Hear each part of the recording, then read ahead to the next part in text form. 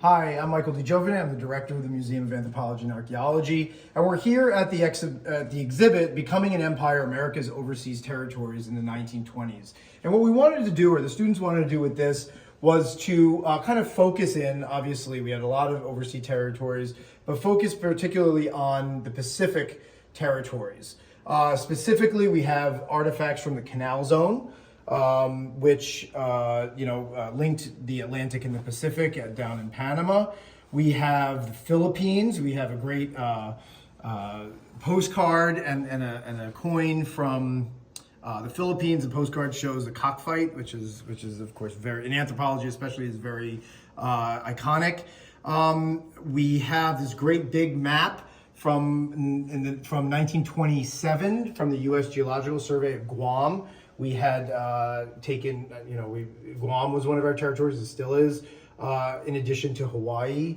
And then we have a lot of artifacts that was actually collected by Elsie Knosher, whom we named the bedroom after, who had actually taught the Inuits in Alaska in the 1920s. And in fact, this is her pay stub from the Department of the Interior for $110, which was a lot of money at that time.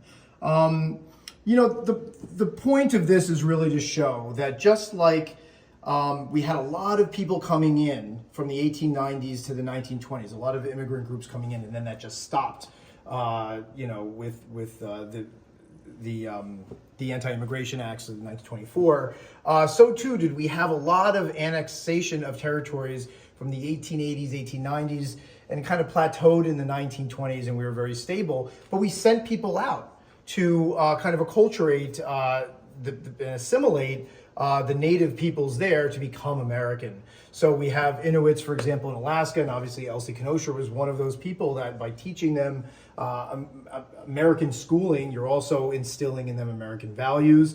In Guam and Hawaii, obviously we were also kind of very much examining the landscape, also for security purposes. And and this went on all the way until World War II. Japan was allied with us in World War I, and things were okay at that time. But of course, Japan and America would fight over and have really, devastating battles in Guam, the Philippines, Marshall Islands, Hawaii, of course, Pearl Harbor, in the 1940s. So this also shows a period of kind of stability within our, let's say, our colonial enterprise, the American colonial enterprise.